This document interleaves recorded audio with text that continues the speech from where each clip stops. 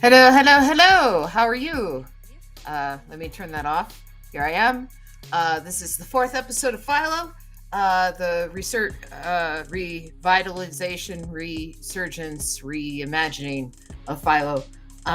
We have come quite a ways in the story. And in fact, what I'll do is I'll do this so that way you guys can see cat cam. Cat cam's kind of low right now. Here, I'll see if I can do this. There we go. Now you guys can see cat cam. Much brighter. So this is where we are in the story as Philo's partner comes home and discovers Otis. That partner happens to be Bluto from the old Popeye cartoons because he is in public domain. I'm going to do a review of just the last show because, again, this is the fourth one. So we are caught up on that. But Philo had duplicated himself with some fingers that were cut off and then they regenerated into him. And so he's surprised by his doppelganger. And then the new Philo's mission is to make pasta because pasta was involved in earlier shows. And then Philo's cool with it. He names him Otis. And so there's Otis making pasta, and then the dog's happy. And then this again is where we left off. So let's sketch where we're at. Well, let's figure out see, duplicate layer, and then we're going to put this one up here, and instead of saying that, it's going to say, let's see what happens after Philo's dude comes home. Robin, I think, is working her new job right now, and so I haven't been able to get a hold of her to be here today, so I don't have someone to play off of, so I'm gonna have to come up with it myself, and that kind of defeats the purpose of Philo. So if anyone's out there, type in what you think he should do. I'll start the first one, I guess, is, I imagine I would be like, who's that, right? And so Philo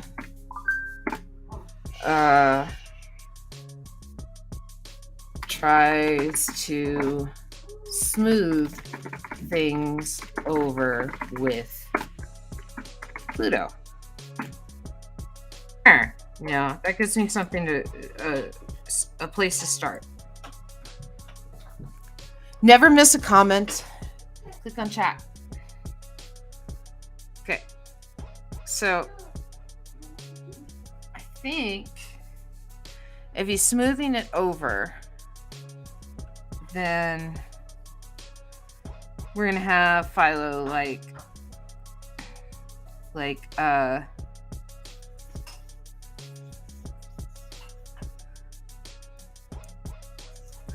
I'll split it in two, and I'll have him no, it's okay. He's like, oh no, it's totally fine.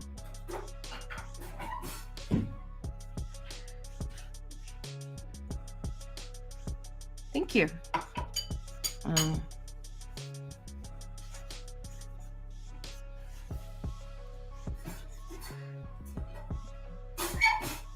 And I'll have him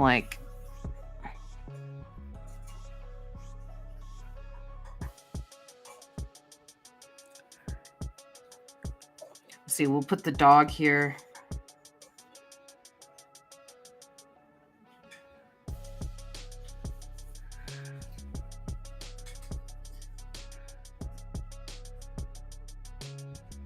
Let's see, happiness plus pasta. There's Robin. Oh, sorry. There you are. Hi. Just so I just started. I thought you're working your meat job, so I am, but like, it's during the day. I come home at 7:00 my time. Oh yeah. Okay. So, literally, I've just been lying in bed because my feet have been so sore. Yeah. Just watching TV, and then all of a sudden my mom was texting me, and then I was like, and they're like, Amber sent you a message. I was like, oh my god, it's Saturday. The week just flies. Yeah, it does. I tried to message you and say, hey, 1 hour. I'm gonna be in the room in a half hour. I appreciate it, but I didn't even see it. Like, I didn't hear the buzzing or anything. I even tried calling you on Facebook and be like, hey, are you coming? I'm so sorry. I'm just glad I heard the buzz. It was my mom messaging me. Yes. I think it's the notifications because they're through the internet. Like because you're doing it through Messenger. I don't think it did anything, but because my mom texted me, it was like, yeah. And then it was, hi, like, Jeremy. Hi, Jeremy. Yeah, we are. Where we're at is I'll entertain the masses and see. I'll show them my the last panel. Amber, look! Amber, look! Ooh, I gotta put you in the big window. Ooh. That's my Monster High collection. Let's see here. There we go. Wow, that is an extensive Monster High collection. So what I did is I took their school and I cut it up so that it could lay flat against the wall like that. Huh. And then I also have my glow-in-the-dark shells and my mermaids. Nice. That is quite the Monster High collection. Yeah. Yeah, good for you. A little treat. Yeah, I do metal earths. I guess we can do this. I do like little metal earth sculptures, and so once in a while I'll treat myself to that. So yeah, where we left off, Jeremy, Philo, I need a cake too. had a regenerative version of himself. Oh yeah, Pluto. Otis, whose sole purpose in life was making pasta, and so Philo's partner comes home, who happens to be Bluto from Popeye, because he's in the public domain. So that's where we left off.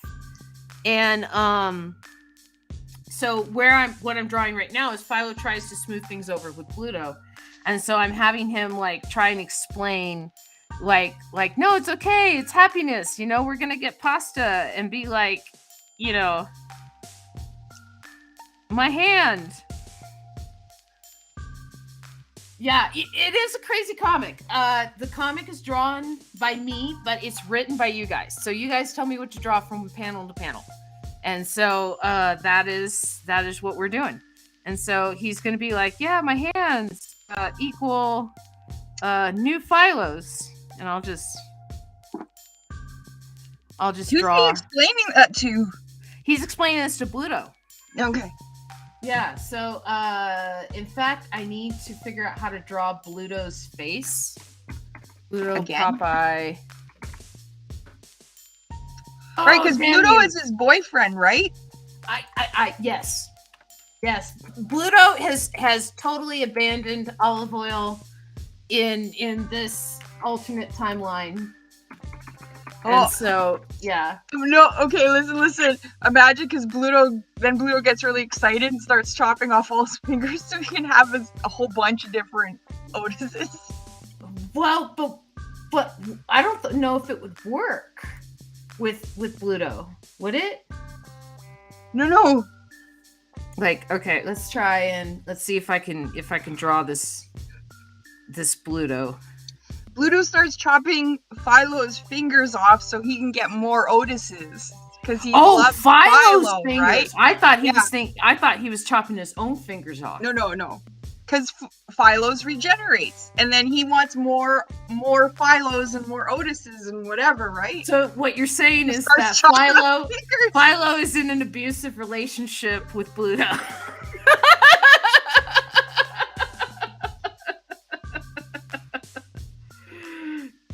I guess he's, poor Philo. Hopefully the people watching will want him to get out of this relationship, and Or maybe that's what the comic is actually about. Maybe that's what the comic is actually about. Maybe we'll start having links to domestic violence hotlines and stuff. Men get abused too.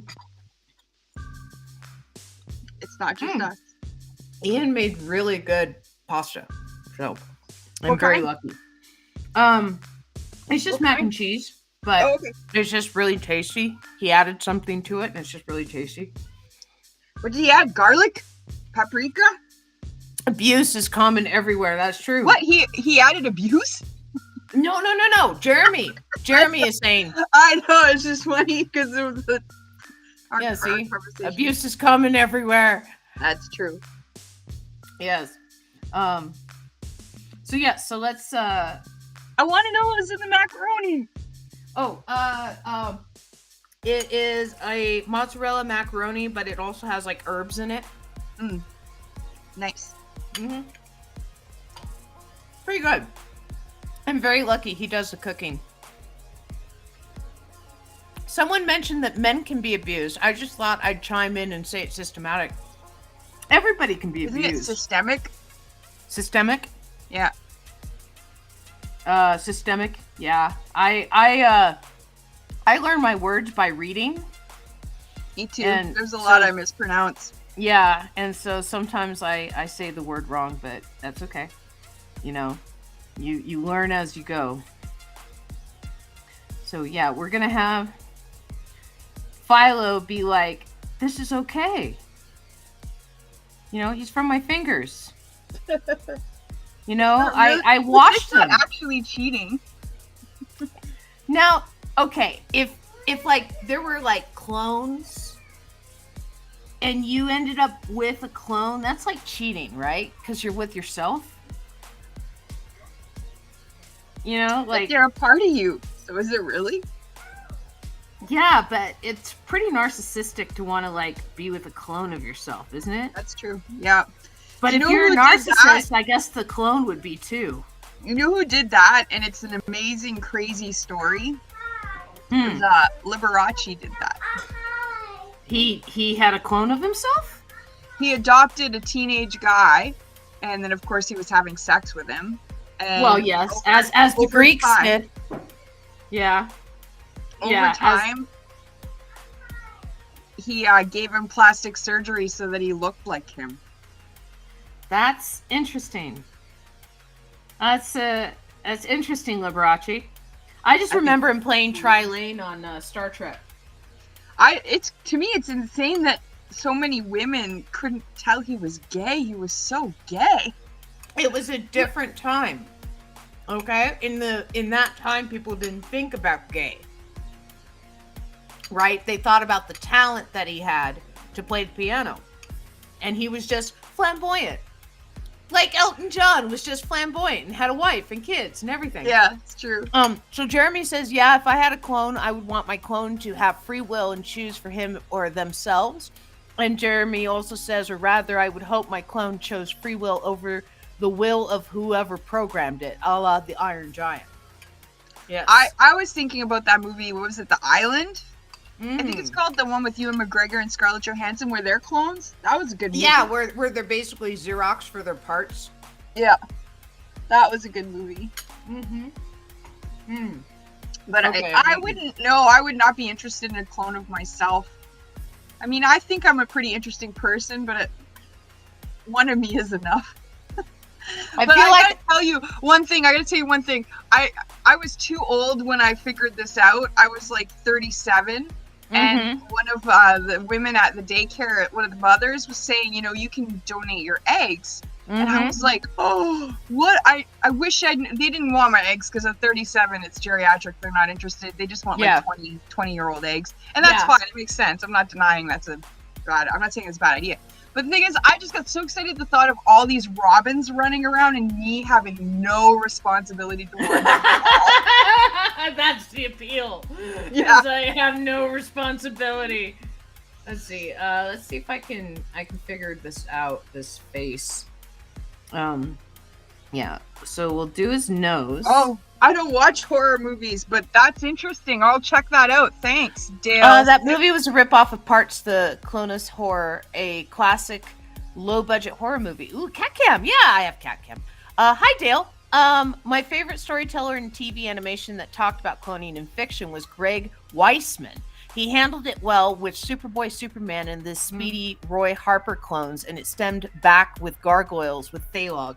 Yeah, I thought that they did very interesting with Thalog on Gargoyles because he so hated Goliath for being his progenitor, right? And Goliath again tried to reach out to him and everything because he's like the ultimate hero, but Thalog hated him in every sense of the word, and I feel like that's what my clone would do, is like hate me. The late 70s, sorry. Why are you apologizing, Dale?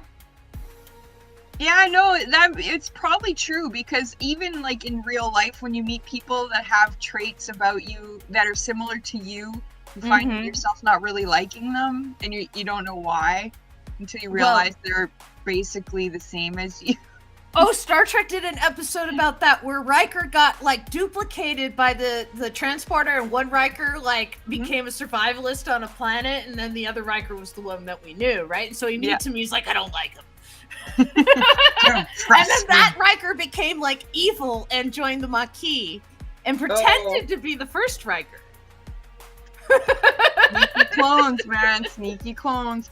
But is it a clone? Man. Well, that one is a clone because they replicated him. But then there's all the other like alternate universes. Like when you watched the new Spider-Verse and there was 80 billion Spider-Mans, right? Yeah. Those aren't clones. They're just alternate reality Spider-Men. Yeah. Spider-Men. They're just alternate reality Spider-Men. Yeah. Let's see. Thalog hated him over his reunion with Goliath. How noble he was. He was hoping to share his corrupt fortune that he stole with Goliath, but Goliath didn't want that and wanted to help Thalog. Michael Keaton's movie Duplicity was a comedy about all the issues about all the 80s made for cloning movies. Yep, the Spider-Verse is fast in timelines. Yeah. It is a little fast with timelines, but at the same time, it's like, I don't know about you guys, but I'm kind of like multiversed out right now.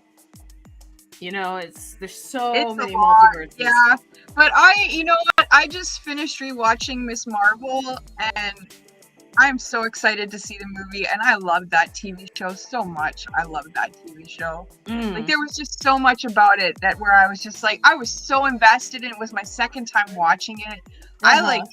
I love that movie, or the TV series. I love the acting. I love the writing. I love just the concept of her. And I'm so excited to see the movie. I haven't actually watched it myself.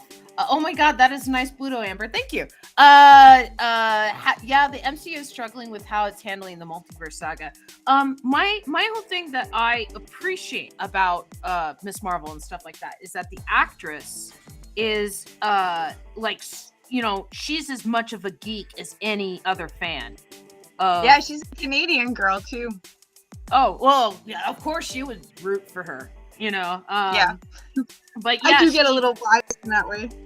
She has like the most contributions to like archive.net about Miss Marvel. She writes the comic book. She plays the character. She cosplayed the character when she was a teenager. She knows that character. The woman who created her is Willow Wilson, I believe her name was. Thank you. Sorry, I had to find dish soap for Ian. G. Willow Wilson. Yeah, Wilson. Yeah, G. Willow Wilson. She's the one that created Miss Marvel. Well, I'm gonna double check. Let's see. That's what I know. I have the first 10 issues. Yeah, she created her.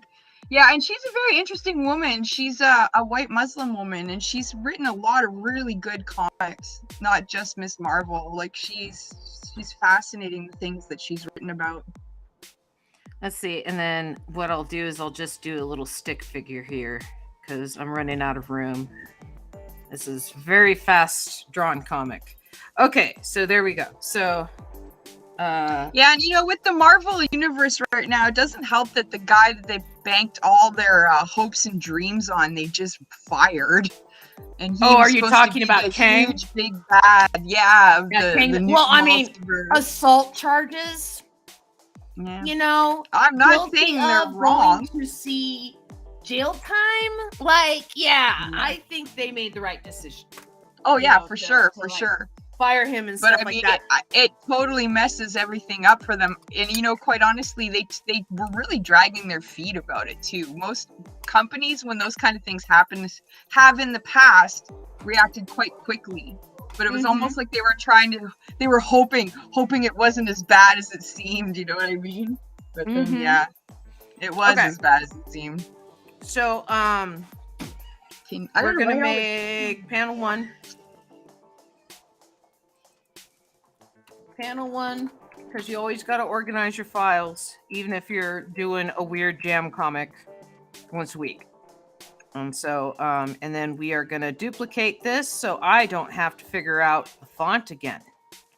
And then we're going to turn this off. And then what is the next? What happens next? See, okay. Oh, there's a lot of talking. Oh my God, this is nice, Pluto. Yeah, they gotta contribute. Yeah, I'm in V is cool. I hope she gets to do more with Ms. Marvel. Yeah, I heard great things about the creator. I'm trying to stay away from the major news. It's so sad about Disney did the right thing.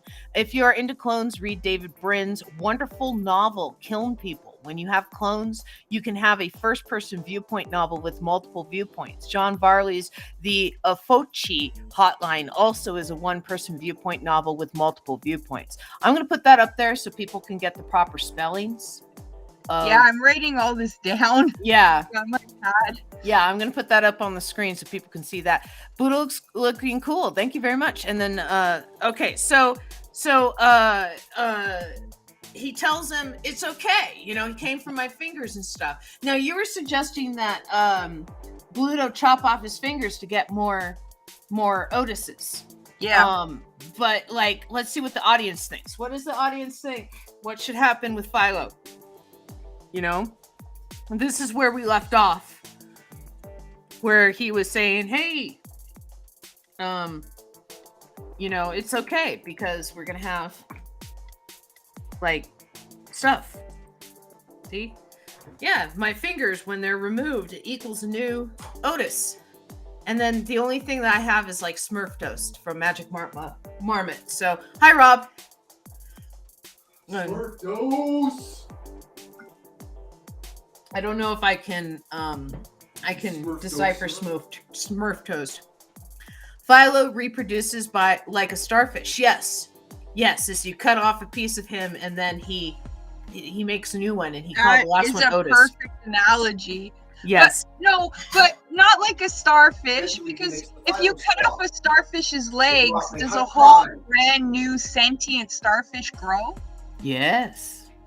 With brain and everything? Yes. Oh. Wow. Starfish are like octopi. They have brain tissue throughout their limbs, right? Oh, I thought it would just grow its leg back that got hacked off. That happens too, right? Yeah. But if you cut off like a little bit of the leg will die, right? Yeah. But say you cut a starfish in like not quite 2, but like a third. That third will grow into a new starfish, and the other will heal itself by growing new legs. That's insane. I didn't know that. Yeah. Octopi are really cool because they have brain tissue throughout their limbs. Yeah, I love octopus. Let's see. If you cut an earthworm in half, they will become 2 earthworms. Regenerative cell. But they don't grow like a whole brain. So I Not see. Like a starfish. I see that. I think the starfish is the perfect analogy. Yeah, I see that we are going with the theme of Philo being cut in half, I think. And so, is that what's happening? Is Bluto cuts him in half to get more Philo? Does he do it out of anger? Or is it just to get more? That's what I want to know. What's his motivation? It's the same regenerative cellular structure as a lizard. So, well, you know, what we could do is we could have the shift change where Bluto gets the idea. So, Bluto gets the idea to make more Philos. No, cut off the fingers so the fingers can grow feet and faces and antenna.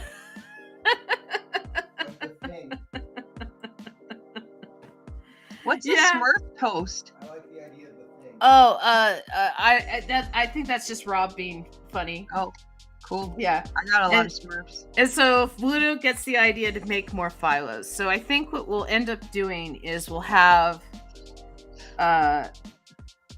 Bluto. Let's see. I gotta find good reference here of Bluto. I got a new comic by a female Canadian cartoonist. Check this Yeah? out, Amber. Look. Oh, what is it? It's called Meat and Bone. It's by Kat Verhoeven. But look at the art. Like, I love it. Look at this woman's hair. Nice. Yeah, I'm The reading. coloring is my favorite thing about it, though. But yeah, it's really cool. I'm still reading Bodhi Troll. I need to get through it. I haven't sat down to actually read it. Amber, look. Ooh, that is pretty. Let's see. She's consuming Barbarella. Have the fingers run on feet or crawl like worms. Smurf toast is meaningless. I wanted to make sure I had the connection right. Cut off the fingers so the fingers can grow feet and faces and antenna. Have Amber, the fingers run feet. Yeah, that's really cool. I like that. Yeah, she's great. Yeah, that's really nice. Yeah, I love the coloring. The last comic I read was Genderqueer, which was really well done. And I actually bought it with Dale, who's in our chat today. Who did Genderqueer? Maya. I'm trying to remember their last name, but I don't remember their last name, but Maya's the first name. And yeah, it's basically about them like figuring out who they are as a person and realizing they don't want kids, and you know that they don't even feel female or male or anything. You know, they're their own thing. And feel non-binary, or is genderqueer what they're calling themselves? Well, no, genderqueer is the name of the book, but non-binary, I guess, is how you would describe the person. And they prefer the pronoun air, right? Like AR like this, right? E is like this, right? Instead of he or she, it's E without any kind of thing on that. I have a hard time with that, so I try and, you know, I do my best with they. yeah, that's exactly what I do. I try everybody's a they. I just found out, you wouldn't know who this person was. Back in the 90s, there was a singer named Murray Cadell. She was like a spoken word artist. And I should say they had this amazing song called The Sweater. It's really funny. It's just about how like you go out on a field trip in high school and you get this boy's sweater and you wear it all the time, and just like the whole story about the sweater. Anyways, they transitioned a long time ago, actually, in the early 2000s. Yeah. So that's good. I'm happy living their authentic life. Talking about people who've transitioned from webcomics, there's May Dean, there's Jackie Lesnick. I know that there's been a few others, but those are just two that I'm actually friends with and, you know, talk to on a regular basis. The big one for me was Sophie Campbell. That was a big one for me. Well, and it was funny too, because I was in China when Gem and the Holograms, the comic, came out, and I was so excited to get it. And initially I'd read that, I don't want to say Sophie's dead name, but they mentioned Sophie's dead name was going to be doing the art. And I was so excited because I love Sophie Campbell's work like so much. Yeah. And then like at some point they switched to Sophie Campbell's name, and I didn't twig that it was her. I was like, who is this person? No, I don't want this person. I was only buying it because like I didn't even put the two last names together, you know? And but then my friend was like, you idiot, that's the same person. I was like, oh, thank God. Thank God. Because Sophie Campbell has to do Gem and the Holograms. I don't care. Oh man, my first encounter with with somebody who had transitioned their gender was when I was like 16 or so. I bought a piece of art from this you know, very nice guy at a convention, you know, and it was like this cutesy art, and I followed the artist. And so years later, when DeviantArt came around, I'm checking out DeviantArt, and I see this style, but it was it was a female profile, right? And so I had the original email, and I contacted that person. I'm like, this person's ripping off your artwork. Oh my gosh, I can't believe it. And they're like, no, that person's me. And I'm like, oh, okay, that's fine, Yen. I just awkward, but I'm still a fan. I mean, I thought that somebody, had just copied their artwork and was saying it was theirs because there was a lot of fraud on DeviantArt in the early days. For sure. Yeah. Genderqueer was the new artist spotlight. This person, so they're not going to tell you what's going on in their lives. Yeah. At the San Francisco Cartoon Art Museum, sadly, has been added to some reactionaries banned book list. What happened to Philo is thrown into an industrial shredder. I don't know. We could find out. That made me laugh. I wish post that part. Yeah, I wish I made a book that got on someone's banned book list. Not the primary reason to write or draw a book, but if it is a life goal. Yeah, Jeremy. You know what? I have not met many life goals, but that is a life goal I have met. Yeah, really? You have written a banned book? I put together 2 comic book anthologies for Little Sisters. It's a gay and lesbian bookstore in Vancouver, and they were fighting Canada Customs in court. And so the comics the anthologies that I put together, they're not banned in Canada, but they are all about censorship, comic book censorship in Canada. Yeah. And they, and just the treaties on should you censor. But yeah. Let's see. So Bluto gets an idea. If people knew they existed, I guess they'd be banned. The ones that care banned it. Because there's 2 of them, right? Because what I did is the first one was X-rated, so it's all like pornographic or just like graphic stuff about censorship or whatever they want, like things that would get censored. And then the second book I made sure was all G-rated material because I wanted it to get into schools. So it's called, the first one's called What Right, and the second one is called the first one's called What's Wrong. And the second one is called What Right. So G-rated is What Right, and X-rated is What's Wrong. Okay, so I think we're just gonna have Bluto have a big knife in the foreground. No way! I think he should go in the shredder. Can you imagine? Well, so what? He picks him up to put him in the shredder? And then how would he live? It would just be all clones and nothing else. Yeah, and I don't know.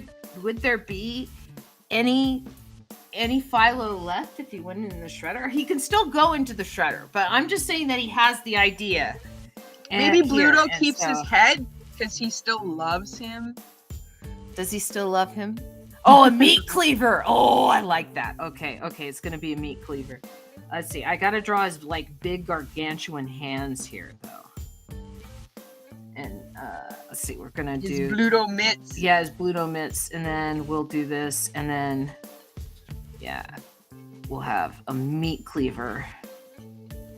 And then it even has a little hole. Oh, no, the hole goes on this side. Yeah, like this.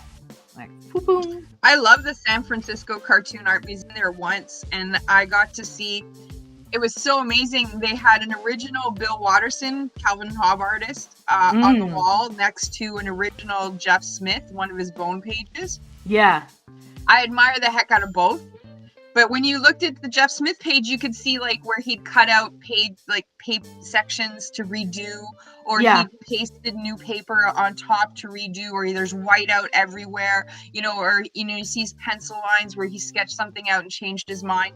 Yeah. And then you go and you look at the Watterson page, literally not an error anywhere. Well, Perfect. Bill Watterson worked out everything in his sketches, and then he would lightbox the final art, and that's why it was so clean. And so, it blew me away. I'd never seen I don't get to see original art that often, or at least at that point. When was that? That's when I went to Ape. You know who has 2001 really clean originals is Will Eisner. Oh, really? Yeah. Oh, yeah. Originals. Very, very few paste ups. Very little whiteouts. But he's from the studio era, so he didn't. How much of it did he do on his own? Probably his original graphic novels. He was from the studio era, definitely. But it was a different time, right? You have to remember that James knows Superman was also. Oh, hi, Roots. Superman was also done in a studio. Yeah. So was the original Daredevil, the deaf one, not the blind one. Yeah. Yeah, okay. So let's see. We are doing... That meat cleaver is awesome. Oh, is it? Good. Man, Sergio Aragonés needs to write an autobiography, like a memoir, because I don't remember who I was talking to, but someone was telling me that he even studied with like Marcel Marceau, the famous French mime, at one point. Yeah. Like, he must have like a zillion stories of amazing adventure, especially because I'm sure Mad Magazine also paid for him to go places and do right. On top Mad of Magazine everything didn't done. pay for shit. Mad Magazine didn't. I know that money. they had a huge party once a year, and I think they went down to Mexico, and it was all the artists together, and Gaines paid for it all. Yeah, but that having a party is very different than like, let me fly you to Europe. Yeah. No, I guess it was just Hefner doing that to Shel Silverstein. Doing laundry and being responsible. Sergio Aragonés is clean art with little underdrawing. Chores suck, Roots. I understand completely. You're going to hate me, but there is a biography, but it is so far only in Spanish. That's okay. I'm sure there's translated versions. Yeah, it's biography. It's not an autobiography, is it? Yeah. I want to hear from the man himself. Do you, though? Do you? Yeah, I do. With his heavy accent, it'd be hilarious. Sometimes things surprise you. Like, I'm a huge Buster Keaton fan, but I think it was maybe like a couple months ago that I actually heard his voice for the first time. And I was like, oh my God, I could listen to him forever. Like, he's just got this great, deep voice and so much confidence, which is crazy because everything I've read about him is that he was such a severe alcoholic, fall down drunk. Like, it was weird listening to his voice, but very interesting. Yeah. Let's see. Okay, so Bluto's got a big fat neck. And then... Oh man, Philo looks like totally abused. Right in that picture you've got him there at the bottom. Yeah. Oh, it looks like he gets hit often. Yeah, like he knows how to take the position. Yeah. Let's see. Okay, currently having a problem with my normal handwriting. Oh no! If you want to hear some of his stories, you need to find all of his issues of Sergio Funnies by Bongo, because he would put in an autobiographical story in each issue. All right, yeah, Dale's the Sergio man. He knows all the Sergio information. Funnies. Let's see. I'll have him with his massive paw here go, I got an idea. Definitely got the Mary Fleener Bongo comics. But yeah, I don't know if I've got any of those funnies. I know I've got a bunch of his stuff through Dark Horse. Yeah, let's see. We're gonna have his little cheeks here. He's like that. He's gonna have his little hat. Okay, and then we're gonna have his big little arms. What's wrong with your handwriting, Ritz? I thought Ritz was working on a comic. Let's see. Is the title of my next song. Bluto's got a big fat neck. Is it a ska song? Let's see. And then what we'll do is we'll do this. We'll give him that circle. And I thought in this day and age it was pretty easy to like, there was like computer programs where you could enter in your own handwriting as a font. Mm-hmm. It wasn't that expensive. Just no, it's easy.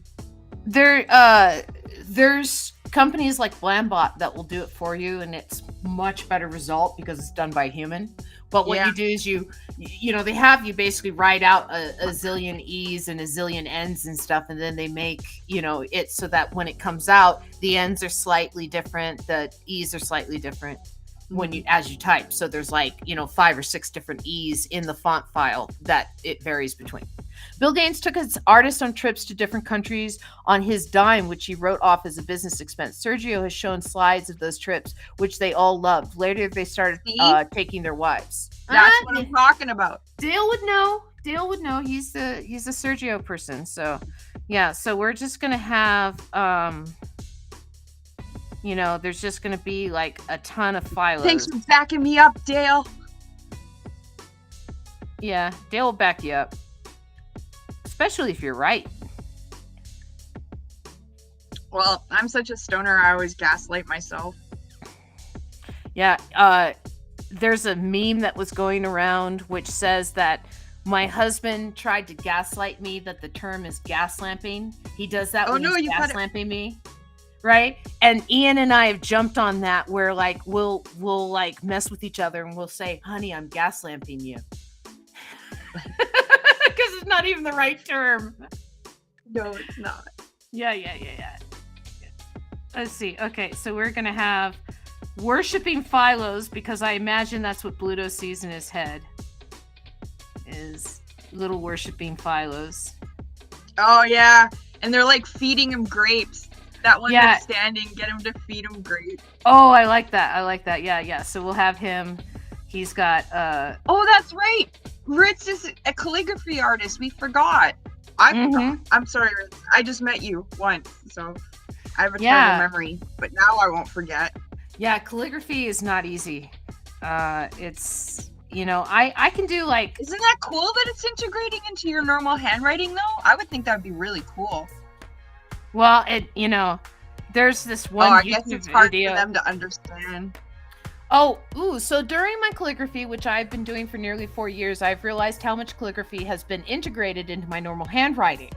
I mean, it's fine for me, but it's very detailed that it is hard for people to understand and read, which is a hassle for me, but I prefer my normal handwriting that people would understand faster than my now cursed fancy handwriting. I always remind myself, you're writing an essay and notes for it. It's not the Declaration of Independence. The Schultz Museum made a font of Schultz's lettering. It is great, but spooky as shit to get a letter from the museum.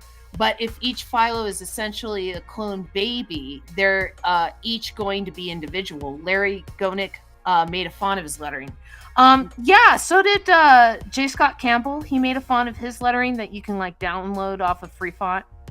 And there is a Milton Caniff lettering font out there. I was gonna say, Roots, about your handwriting. One thing I had to do when I was in high school, because my handwriting is really bad, is my teachers made me print.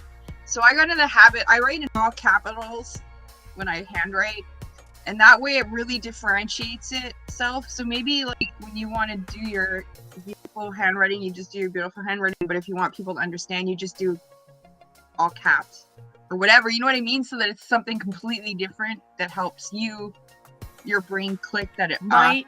I'm writing, just doing this so that they can read it. Yeah, period. When I'm doing my notes to people, it's like my quick print, like comic print writing.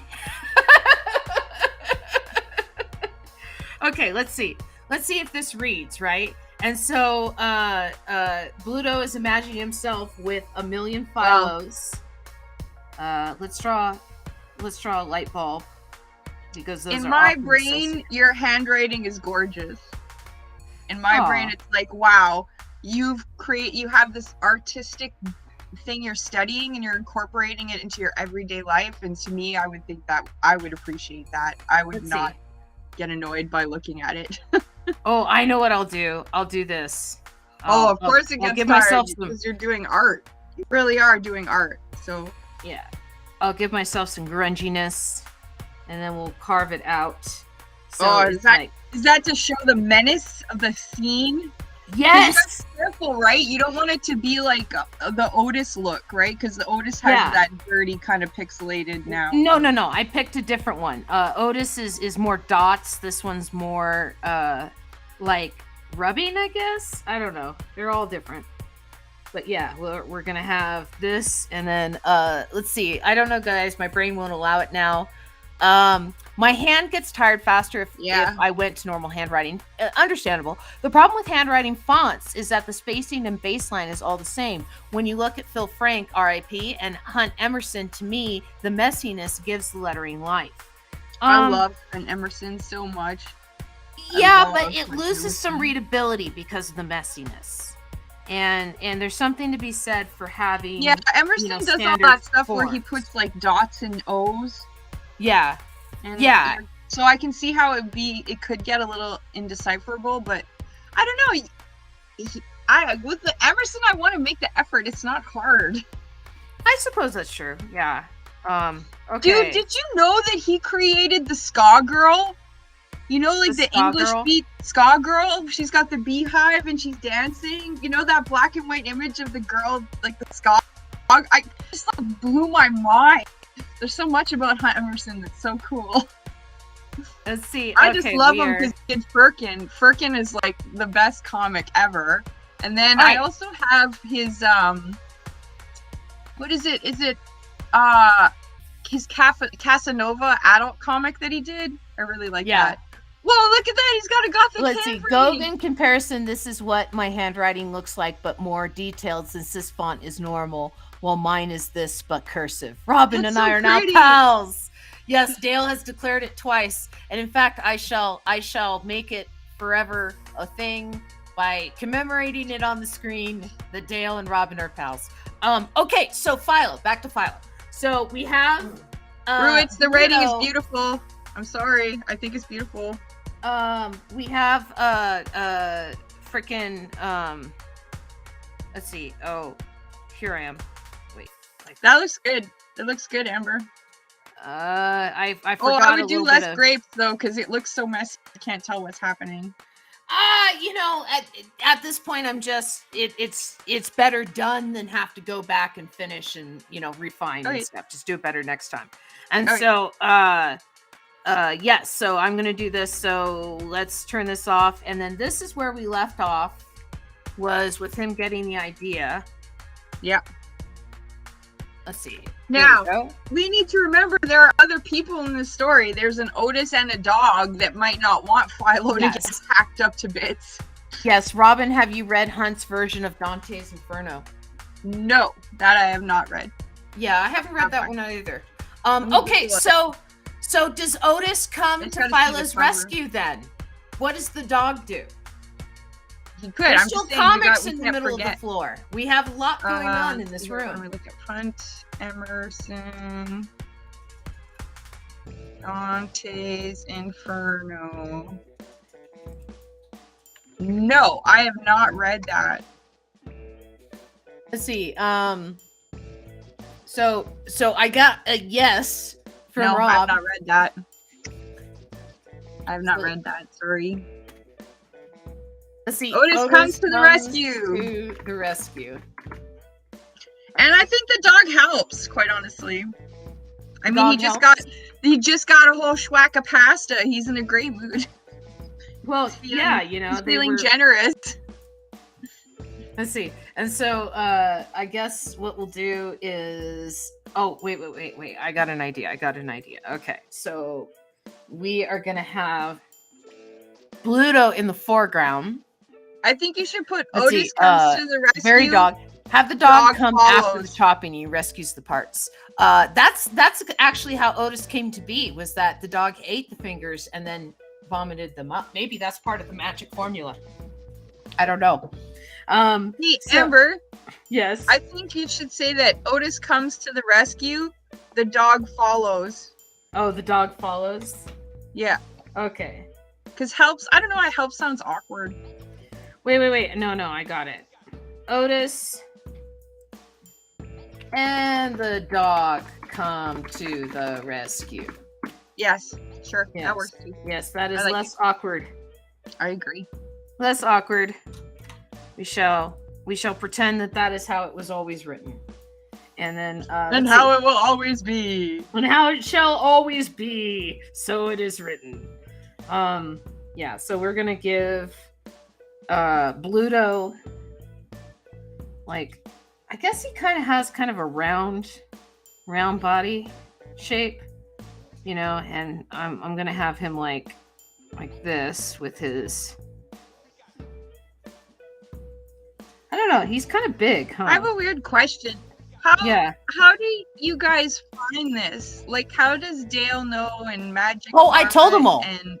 I told him all. Okay. I messaged him. I didn't know. And I said, "Hey, Dale, come on, check me out." All right, cool. But they're all on Twitch because that's the link I gave them.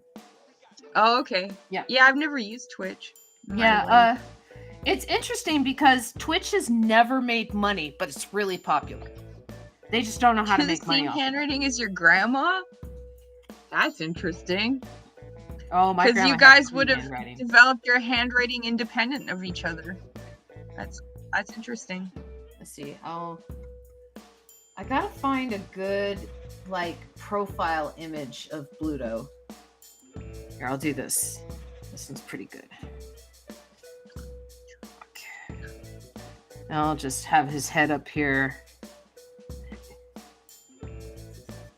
Kind of like that. And then we'll have the dog. Because I used to live in Vancouver and I had a radio show. I think I mentioned that before. And I became good friends with Colin Upton. And Colin Upton knows quite a bit about underground comics as well. And he got me into Firkin. And I was like, this is awesome. I need to have all of these. And so, of course, I went out and bought them all. I'm very obsessive compulsive that way. I remember, Amber and I've talked about David Mack before, and his comic is kind of near and dear to me because that happened once. Like, it was a big deal for me when I was like back in my 20s when I was hardcore into independent comics, and I had the radio show. What would happen is I'd go to other comic book stores because I worked at a comic book store, and what we would do is we put like all the independent comics in the miscellaneous categories.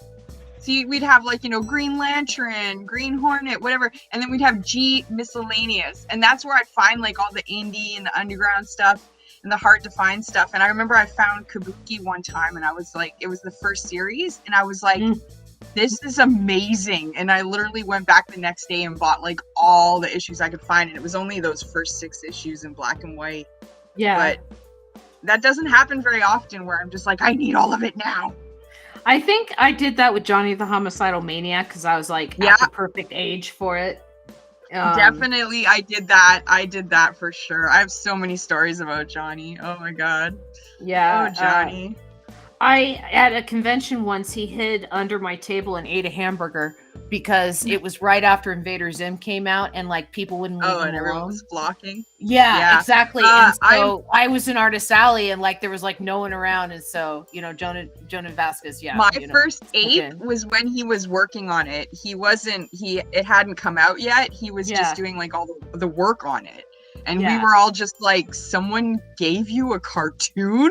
That's amazing. Yeah, exactly. Well, they didn't just give it to him. I mean, he earned it. Yeah. But... he worked for it. I'm not saying that they just handed it to him, but it was also a case of, wow, like your comic is so subversive. I can't imagine they were like, they bought your cartoon. That's amazing. Yeah, but it was so ahead of its time. If like Adult Swim were out at the time that it came out, it would still be on the air. But it predated Adult Swim, I think it predated Adult Swim. I'm not sure. I don't know. I'm probably an idiot. Let's see. We're gonna do this. Sorry, Magic Marmot. A lot of talking. We might have been at the same apes. I did two apes. I did I want to say I did 3. I feel like I did 2 in San Jose and 1 in San Francisco, but I'm gonna say I did 2. My first ape was the first year of Oni, and it was I lied. I knew I was getting a radio show, but I hadn't gotten it yet. But I lied and told everyone there that I had it. I had stickers made up already. And I interviewed Jill Thompson, Ed Brubaker, Adrian Tamina, Jonan, Jim Hill, Landry Walker. Oh, who else? I think Jamafood, because he was there because their first thing they were publishing was like the Clerks comic at Oni. But yeah, and I'm sure there's a bunch that I'm missing, but yeah. It was crazy. We had crazy stories. Like I remember hanging out with Alex who's Robinson. Ape? Ape is short for Alternative Press Expo. It's a show that no longer exists that was in San Francisco. And it started in San Jose though. It started in San Jose. And it was so weird too because it was like right downtown, and it was over the weekend and like there would be no one on the streets because they all lived in the suburbs. And so it would just be like scads of comic nerds just wandering these empty streets. And also that I remember too, I somehow managed to like scam into the Oni party, and Mike Allred was there and Jonan was there, and Bob Schreck was like, he thought it was the coolest thing, this girl who had a radio show out of Vancouver, but I didn't know at the time that he was married to Diana Schutz, and Diana Schutz was also a comic book girl from Vancouver, just like 10 years older than me. Bob Schreck's gay.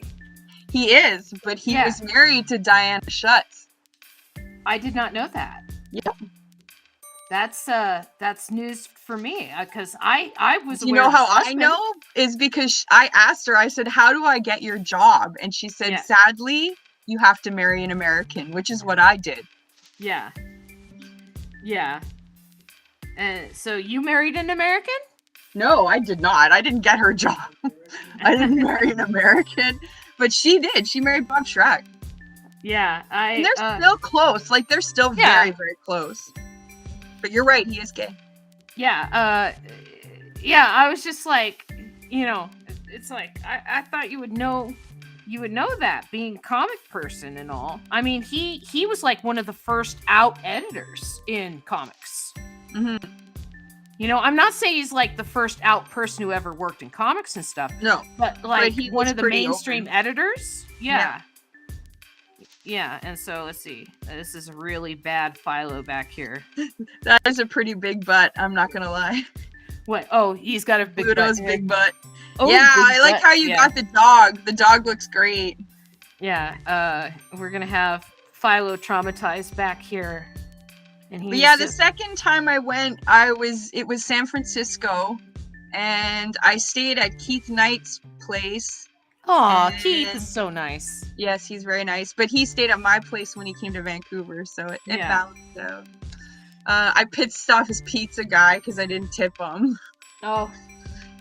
But yeah, no, it was that was a good one. We got lost in downtown San Francisco in the middle. It was like the middle of the night. We were just wandering aimlessly, me and my friends that I went down with. It's good times, man. Good times. Yeah, and then I did San Diego in 2000, and that was insane. I got some amazing interviews that weekend. You and I were at the same convention. Oops. Yeah, but didn't know each other. Nope, I'm doing the wrong bit. Okay, there we go. I was erasing the wrong part. In Westminster, is that in the UK? Or is that New Westminster in Vancouver? Let's see. I was supposed to table in Westminster, but the funds were iffy. I didn't have enough to sustain the trip. Oh, Maryland has SPX. That's like the best one ever, and I need to go to that. Yeah. That's on my Comic-Con bucket list or whatever. I've been dying to go to Small Press Expo my whole life. Okay, so here's Otis and the dog come to the rescue. Looks good. Looks good. Okay, even though that's like the most awkward way to hold a knife, but we'll let it pass. Let's see, and then very jealous, Jeremy. Very jealous. See, we are on panel 4. Excellent. Let's make a folder for panel 3, because again, organization saves you time later on. And we'll do this. Bam. And duplicate layer. Let's throw you up here. You should get Roots to do your do the handwriting. What, lettering?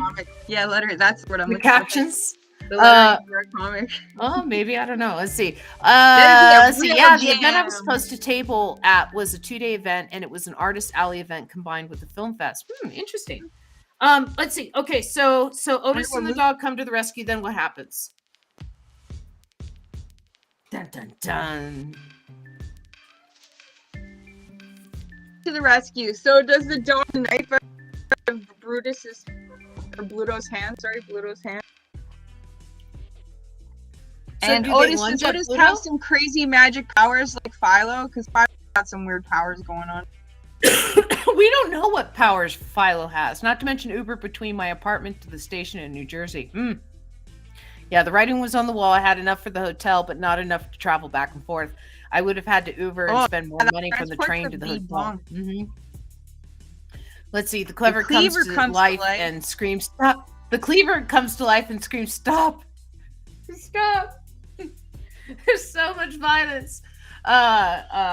We could do that, but that's a lot of insanity. I see the only train station near Wyoming was in or Westminster was in DC. Let's see. So Otis and the dog come to the rescue. They get world chopped. Is so car-centric. It is car-centric, yes. Especially the United States is very car-centric. It should really be rail-centric. It's so big. It's the size of Europe. It's actually larger than Europe. Emergency, emergency. We've lost the cat. Oh, we've lost the cat. Okay, I will remove the cat. We no longer need the cat. Window. Let's see. I don't know about that. Her comic would not fit my calligraphy. First, there are some people who cannot read cursive. Second, it is sci-fi story and the text is like stuck in 1660 Middle Ages. It should be Dale-centric. Let's see. Okay. So Otis and the dog come to the rescue, and then Dale said the cleaver comes to life. And so, like, well, I think like the dog attacking in the reflection in the cleaver is a great idea for one panel. Okay, so we could. The dog attacks, and you just see it in the cleaver's reflection. The dog leaps. We already know he's going to attack. Well, I mean, he could attack. He's attacking. That's what it says. It says it. I have to draw it. It says it. Dun dun dun. Attack. Dun dun dun. Okay. So yes. So this is inside the reflection of the cleaver. We are gonna have the cleaver. Oh, the cat's sneaking behind you. Yeah, I got a few cats. We'll see if they decide to go back to cat cam. Let's see. We'll do this. Oh, I'll even do the end of it like that.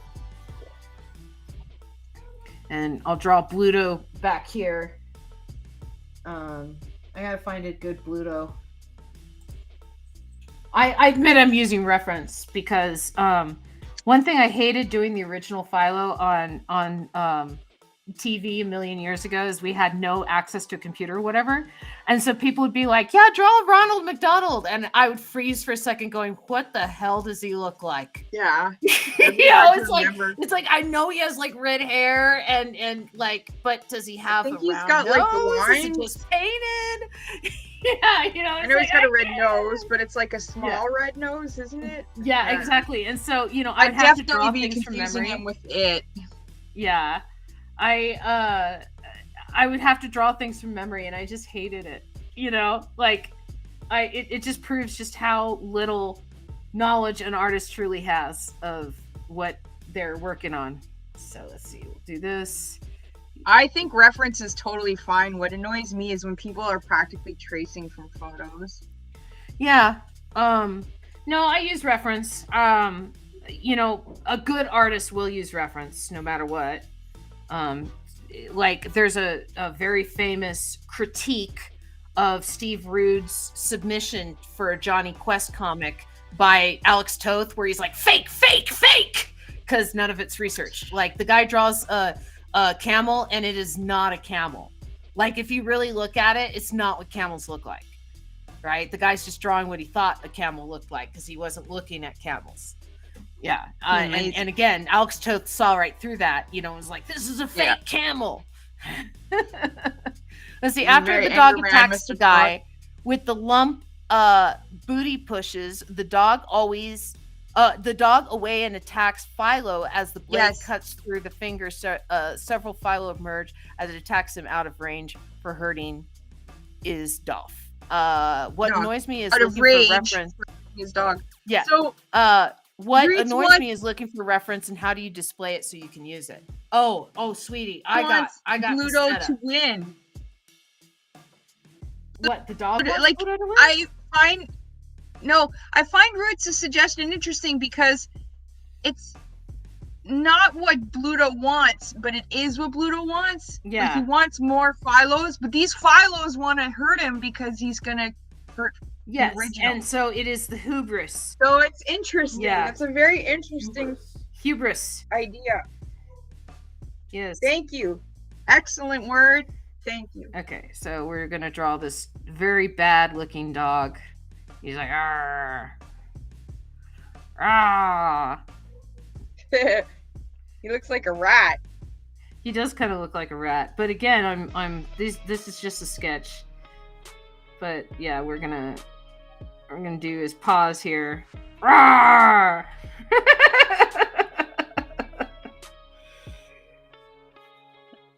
Let's see. What annoys me? Oh, let's see. Amber called me sweetie and was about to educate me about something. Oh yeah, the display, my setup.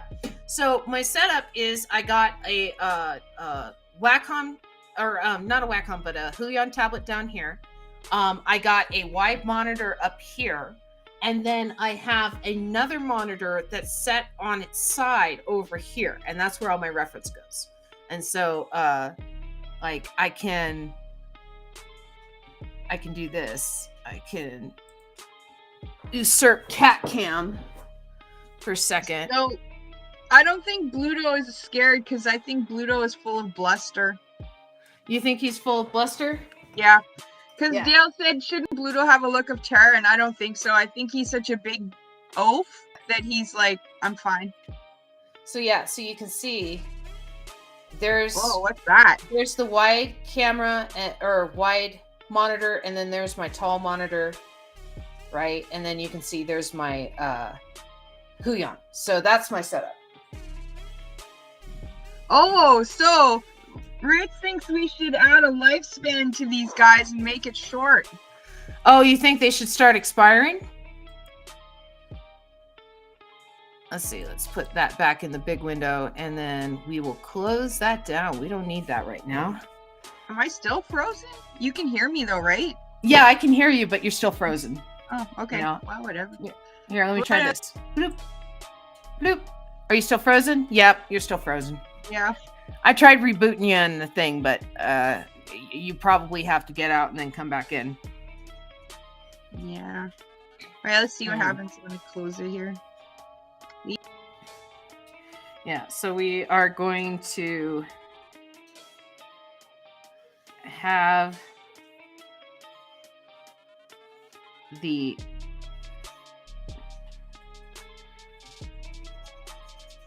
thing right there. Didn't Philo realize their lifespan is short the first time he chopped off his fingers from the beginning, and the dog ate the fingers?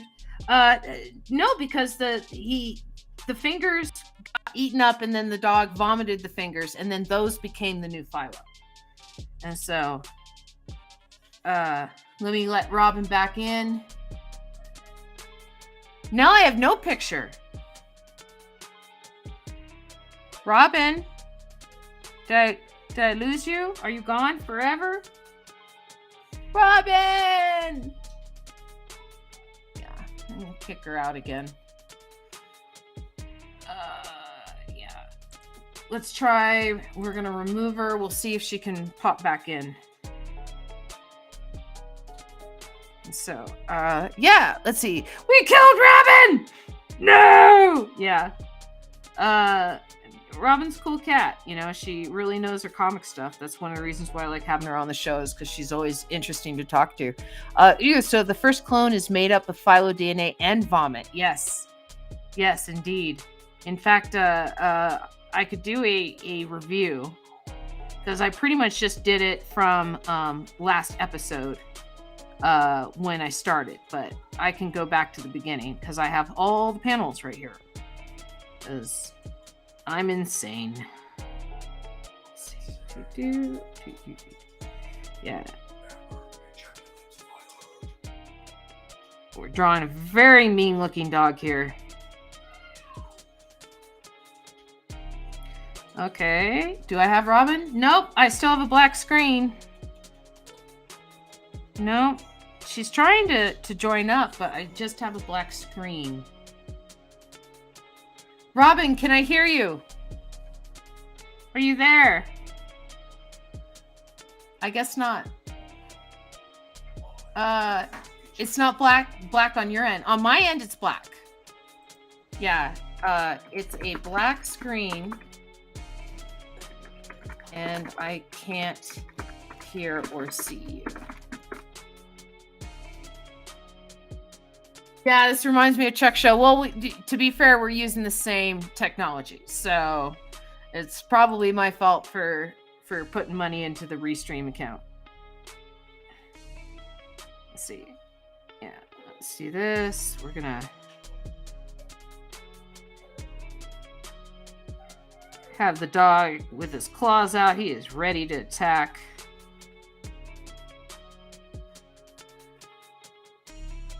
Select my cleaver hole. Yeah, I know it is not the it's not proper. Let's see. So we do this, and then there. I don't know. Again, these are just quick sketchies. It's okay if the perspective's a little off. I'm not taking time doing amazing artwork on these.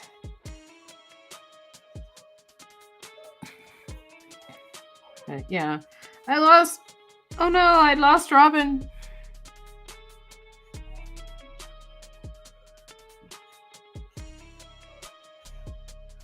Let's see. So we got that, and then let me do Bluto back here. I like his big cheeks. Yeah. Let's see. Cleavers don't have the handle go up the blade like an axe. Correct it in post. Whatever, dude. You know, I could correct it, but I don't know. I have her now. Now you're working. You see me? You hear me? Yes, Hi. I can see and hear you now. Yay. Yeah, I don't know what happened. I just logged out of Facebook the whole entire thing. Because usually what I do is I click on the link you post in Messenger through Facebook, right? Yeah. So that's what I've done. All right, well, yay. We'll do this, and then we're giving Bluto his... Yeah, that's a much better nose. That's a much better dog nose. Thank you. Oh, what? This one is a better dog nose? Yeah, much better dog nose. Let's see. And then he's got... The Bluto face is great, too. Well, looking at it, Bluto's got, crow's feet from being out on the sea. You know? And so that's what makes his face aesthetic. Yeah, well, I mean, he's a sailor, you know? Not unlike... Popeye. That's one of the reasons why they're rivals. It's not just olive oil. You know, they also fight over jobs and stuff like that. Lobstering. Two lobstering dudes. Two lobstering dudes. Let's see, and then circle. And we'll do this, and we'll give him his little...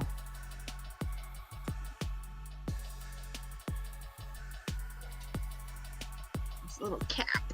His little cap. Yeah. And his little bill. Okay, there we go. And so we'll have that. The dog attacks. Let's put it in a folder. Bye, cat. Yeah, I have those. I have 4 cats. And so, let's see. Every so often, one will pass by. Yes, and remind you that I have those cats. Okay, so panel 5. And then we are going to copy. It's true. You're right. I'm missing something. What am I missing? Where is the dog attacks? Oh, there it is. Okay, the dog attacks. Duplicate layer. Panel 5. Oh yeah, I totally knew that, Ruiz. I totally knew that. Let's see. Oh my god! Look at all the repeating shapes in Bluto. The nose and cheeks and teeth and browns are all the same shape. If you cut Bluto apart, you will have a tiny Blutos. Did you know that Ruit's My Name was actually a tribute to my unfinished abandoned novel, Travel into the Unknown, a Russian explorer during the Cold War. As he travels through the fictional country Ruit's which I'm sure Yeah, I I think we need a phonetic a spelling of that. communist country known for its mystery. Did you know that I lived in Communism? Germany during the I Cold want to War? know about it. That's interesting. Let's see. Okay, so let's see. The dog doesn't attack. What happens?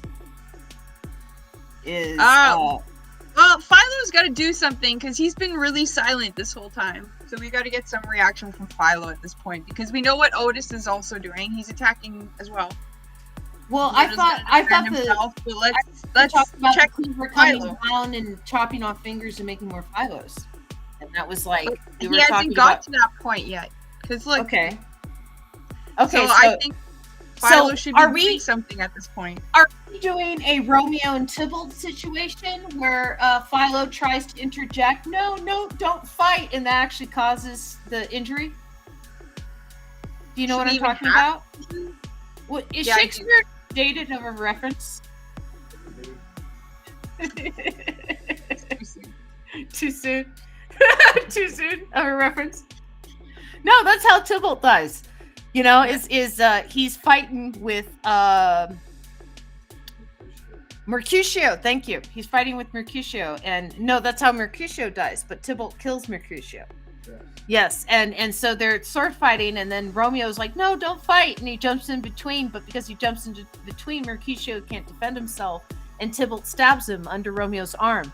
Is one of the few bits of stage direction that Shakespeare ever wrote, and so so he stabs him under his arm, and then Mercutio's so pissed that he's dying that he's like, "A pox on both your houses."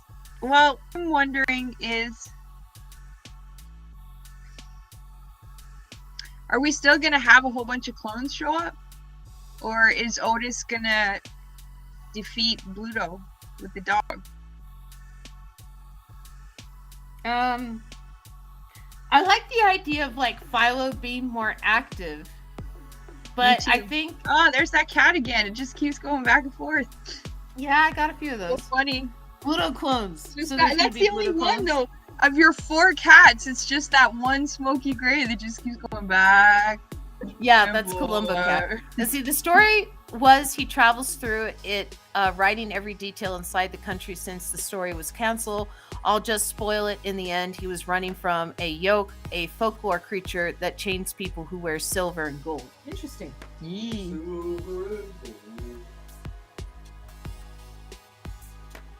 I know about the Russian world building. Okay. Okay. Live in East? Where do you live, Royce? Let's see. Pluto is attacked while that sounds very interesting. Your book. Philo watches on. In horror. In horror. I don't think I have room for in horror. In Glee. In Glee, I don't even have room for that. Yeah, Pluto is attacked while Philo watches on. So what we will do is we will go down here to my sketch layer and figure out what this is going to be. So I think there's going to be the dog here attacking. Tear Bluto Let's see. In the end, his bag drift into the sea as a boy finds the book. That's how the book was released. And a huge Have the crowd dog tear Bluto apart, then the clones attack Philo, and we end up with a huge crowd fight with Blutos and Philos. Okay, we could do that. Yeah, we might be able to get there. I got about 15 minutes left on the show. He says Blutos plural, so somehow we have to figure out a way to get a bunch of Blutos. Well, the dog's ripping him apart. And I think that's a perfect way to get Blutos. The dog's gonna rip him apart? Yeah. And then it's gonna grow just like Philo? You can do anything in comics. Yeah. No, I'm just clarifying. Yeah. I'm just saying that, you know, it's I think that's where we're headed tonight. is having massive Philos and massive Bluto armies that are difficult to draw, but that's what the people want. Yosh is a spirit that attacks the bourgeoisie. Yeah, it's probably like a pride thing, right?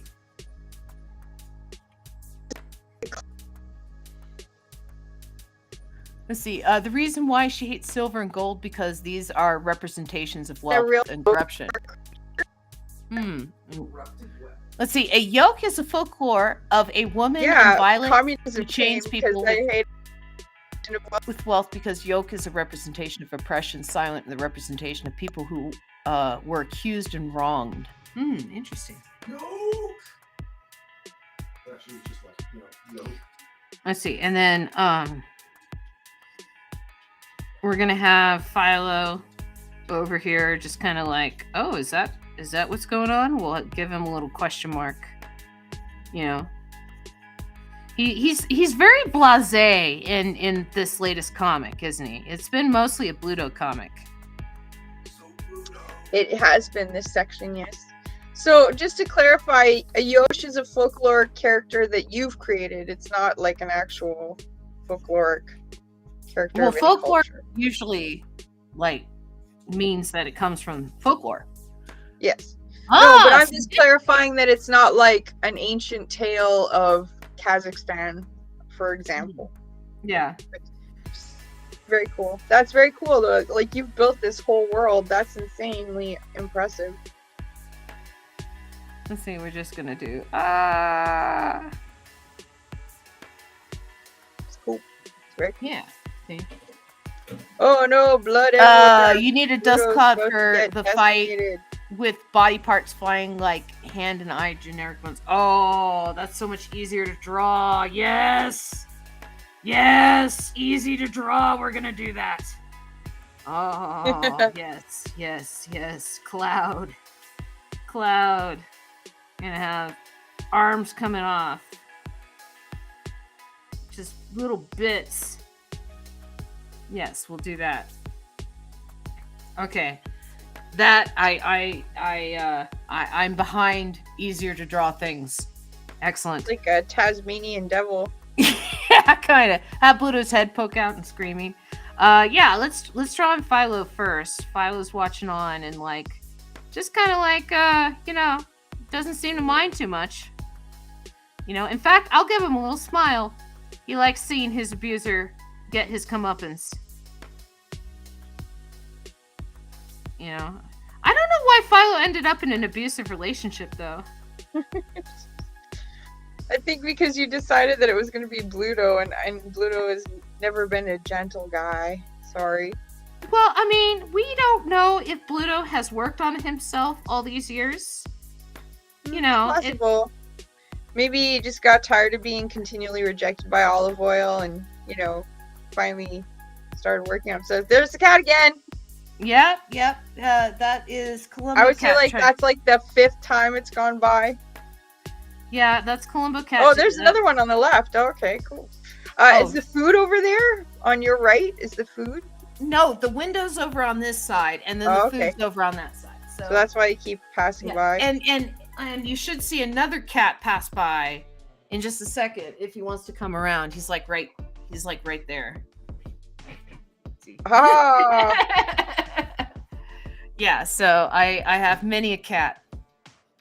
In modern Ruitz, in the story, there is a Valkyrie and there is a yoke. The culture of Ruitz is a mix of Slavic and Norse. A Valkyrie represents blind justice, while yoke represents compassionate justice. I've been in situations where people I know refuse to work on themselves. Anyway, I talk too much. I'll mute myself forever. No, it's all right. We're no, that's interesting. Your book sounds actually quite interesting. Oh, Ian. Yeah, Ian's being a jerk, and he's like, I'm just playing. Do the yoke and the Valkyrie ever meet? Since they're both different representations of justice. Yeah. Speaking from experience, it's easy to be lazy and not work on yourself, and I'm saying that about myself. There's lots of things I could change, but you fall back into patterns that are hard to and habits that are hard to deny. Yeah. That was not a bad. I wasn't doing that movement as a bad thing. I was just itchy there. Sorry. That used to be a bad thing. I don't know. Yeah, My Ian and I would get really mad if he saw me doing this. He would think I was swearing at him. Ian and I are going back to the gym after not going for several months, and I've gained so much weight. And like I gained all the weight I had lost again. It's hard to keep off, man. It sucks. I hear you. I hear that. I'm in a giant moo-moo. This big, huge sweatshirt thing. Let's see. I'm comfortable, so. Let's draw his. Deleting tweets. I've not tweeted in so long. Posting less on social media. I've definitely taken a step back from Facebook. But I still doom scroll, and I really need to stop that. It'll be like 3 a.m. and I'll just be like, Yeah, I still post to Facebook, and I need to promote myself more on Instagram and stuff like that. But the only thing that I'm posting on Twitter these days are these streams. And that's because I just really don't like the platform anymore. I don't like what it's turned into. It used to be like a blue check mark meant something. It meant that person was really talking to you. Now it's just whoever paid for it. Yeah, exactly. Not Chuck, Dale, I've not actually read The Power of Habit, but I've just Googled it, so I'm going to read about it later. The tab is opened. Let's see. Oh, I see what you mean. Yeah, you're trying to no longer post about trash. Well, that's pretty easy for me not to post about, because I'd rather post about things that make people laugh and art and fashion. I gotta admit, I do post about fashion because I just love the artistry of fashion. Let's see. Let's have the dog paw. I will admit that I was talking about a celebrity not too long ago, though, but that's because it's insane to me what happened to him. And it was a Korean actor that I really cared a lot about. But that's about it. I would talk about it now if I could. Let's see, I'll just do this. No, Bluto looks too happy. He needs to look shocked and amazed that the dog is actually doing some damage. Dismayed that he's getting hurt. Dismayed that he's all feelings that Bluto has. And he kind of looks happy right now, which is shouldn't. I kind of gave him I don't know. I kind of gave him a frown. I don't know. We'll just. He still looks confident to me. Oh, I know what I'll do. I'll give him a one of these things on his cheek. It's hard to buckle down and create, though. I mean, like, I work really hard on completing things. That's my big thing right now, is trying to just complete stuff. But I mean, like, right now I'm working 2 part-time jobs. I get so tired when I'm home. The last thing I want to do is work. Yeah, I get that. I'm raising a human. And it's like, that's not easy at all. And then in the evening times, it's like Ian's like, okay, you can work, and I'm just like, A black eye is a very good idea, Dale. A black eye is a great idea on Pluto. The reason why he came to the country is that he was drawn to seek his story, since his past ancestors were born in that country but flee during the Cold War. Okay, I need to rest my hands. Pluto's tongue should be sticking out, and he should have a black eye. Yeah, okay, I can give him a black eye. There we go. The other thing I'm trying to remind myself, and I'm not very good at it, is try small amounts. like when I'm daunted by something because it's so big that I have to do, is just like do a little bit of it, and then you keep building a little bit, a little bit, and a little bit, and you got a lot. Baby steps still climb the mountain. Yeah. I saw a lady yesterday, and she goes 1 step forward, 2 steps back. No, wait, what was it? 2 steps forward, 1 step back. That's still 1 step forward. That's still 1 step forward. Yeah. And I was like, that's a good point. Okay. So,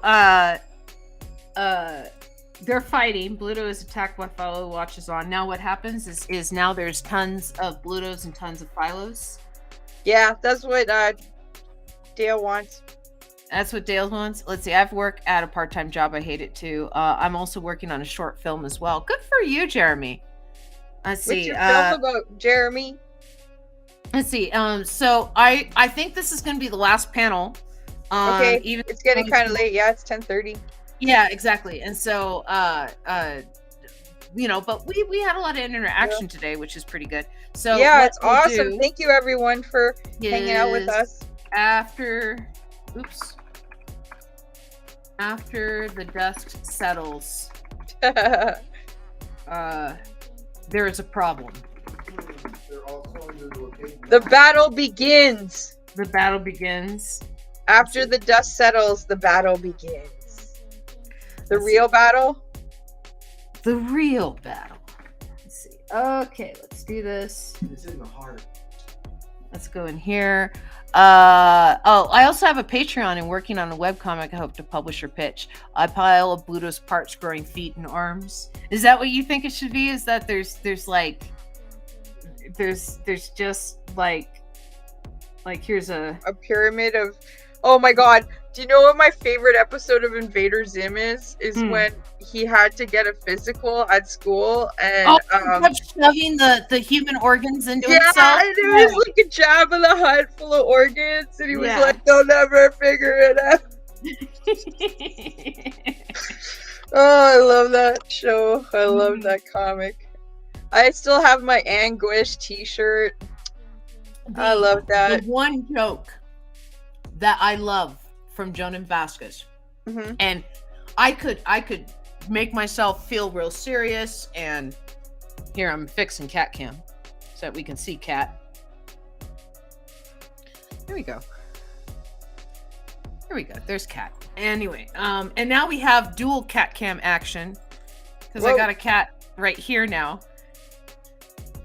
Hey, don't step on my stuff. Come on, go over there. I got dual cat cam action going on here, and there's not enough room for 2 cats. Yeah. You're gonna start lying on top of each other? They do that, yeah.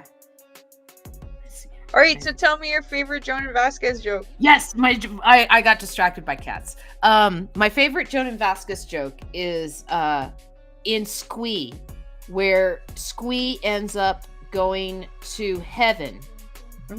And or no, I'm sorry, it's a Johnny the Homicidal Maniacs joke where he ends up going to heaven, right?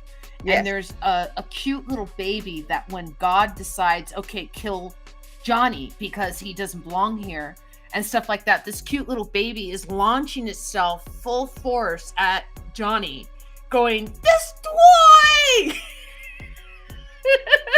It's so dumb. But it has my the favorite... W. It has the W for destroy. Yep. In that story, my favorite is when he's leaping up and down going, "Oh goody, I have head exploding." Yeah, also another one that I like because it works. Johnny Homicidal Maniac works in 2 reads.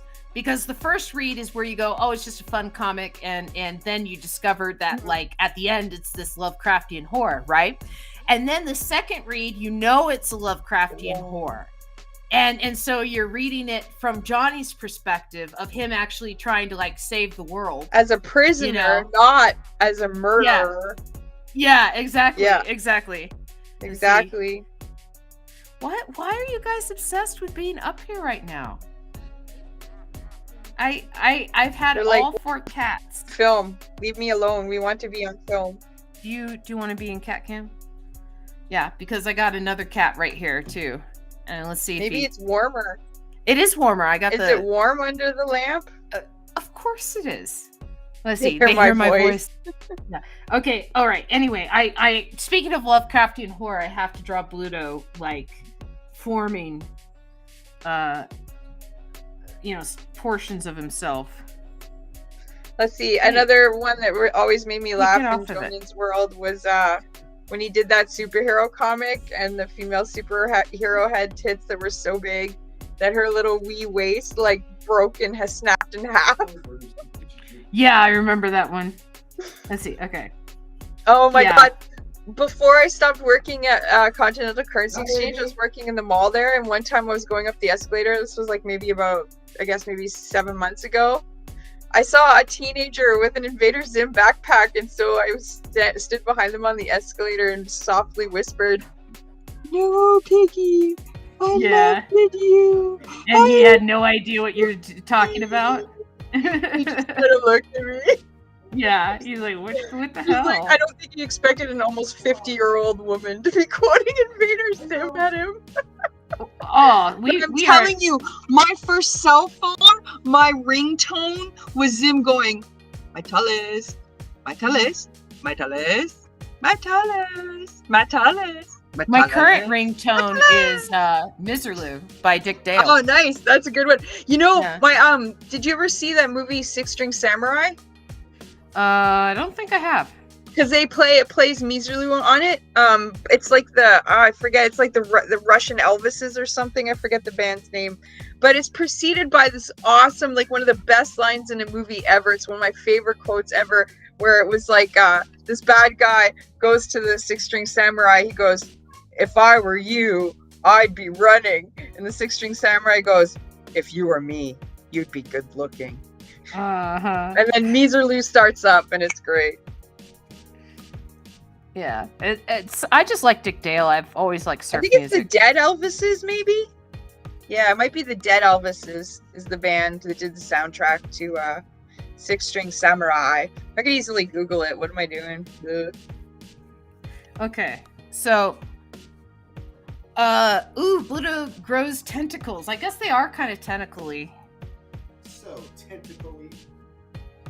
Let's see, this is panel Oh, the 6. red. They're the Red Elvises. My mistake. They're the Red Elvises. Yeah, let's,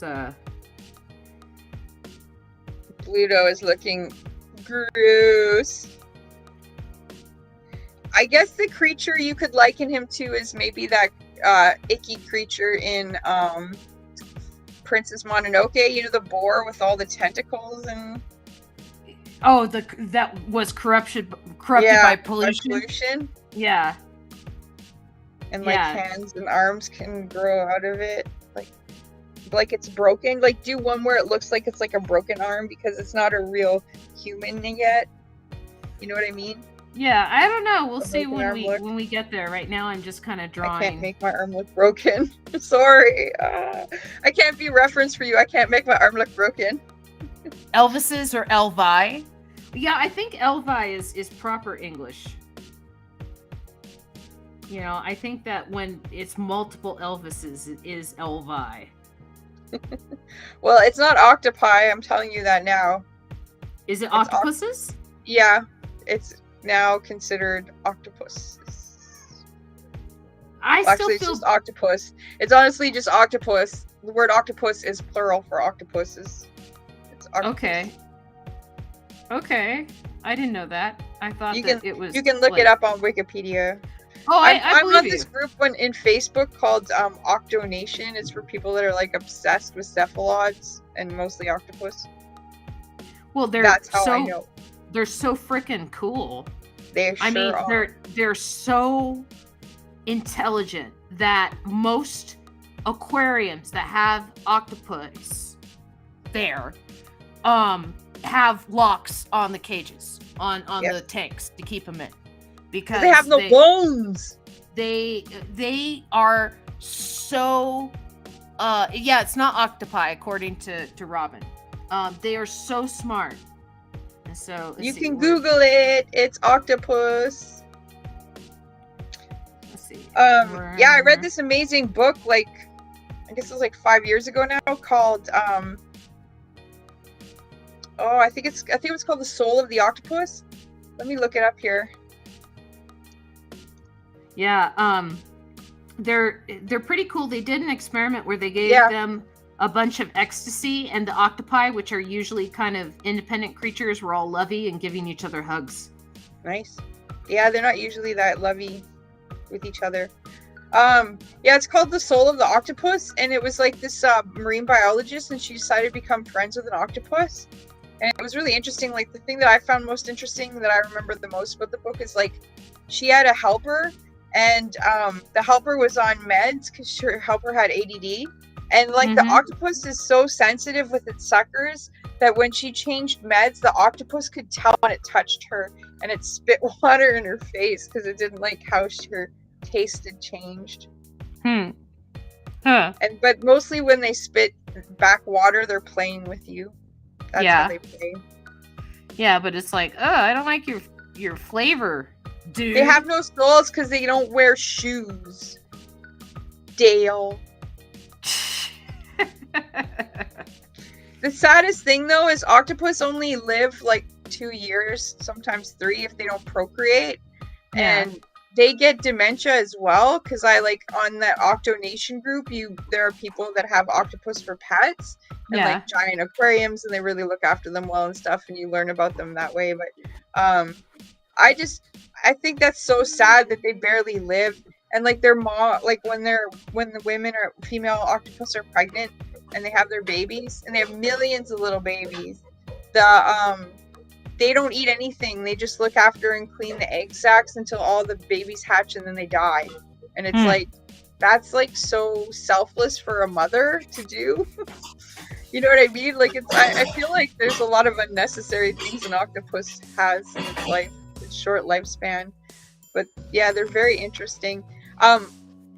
If you watch them have sex, it's really beautiful. It's like a ballet, because all they're doing is they have like this one tentacle that goes into one like orifice or whatever, but they're like dancing with each other at the same time. So you see the two heads together and all their legs, and then they're like spinning around in the ocean, and it's really beautiful. I love octopus. They're cool. My daughter likes Baby Shark, and so today I made the mistake of trying to show her National Geographic of real sharks. Oh, whoa! But she's only 3. And so it was a little scary for her. Yeah, I would have said that. Yeah, pump the brakes on the real sharks. I was just trying to show her sharks because they're cool. You should let her see the movie Shark Tale. Isn't that the one where the sharks are vegetarian? I have a story like that. I came back to the house after a haircut. My cat leapt up and bit me on the crotch. I was wearing jeans, but I still screamed and tried to haul the cat off. When he recognized my voice, he let go and stalked away in disgust. Okay. What is up with your cat? Crazy cats. We gotta add Otis's gray,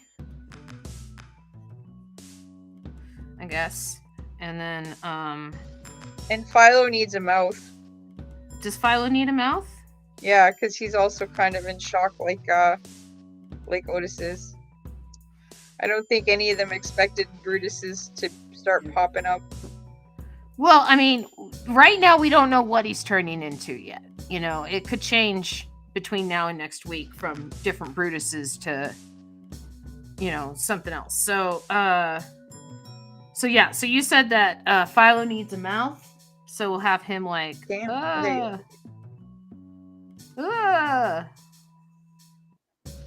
give him an anime mouth. Yeah, that's good. That's a pretty impressive batch of Brutuses you've done. Yeah, well, I like how it looks. They're not really Brutuses yet. They're just kind of. They're gonna be though. They're gonna be. Are they?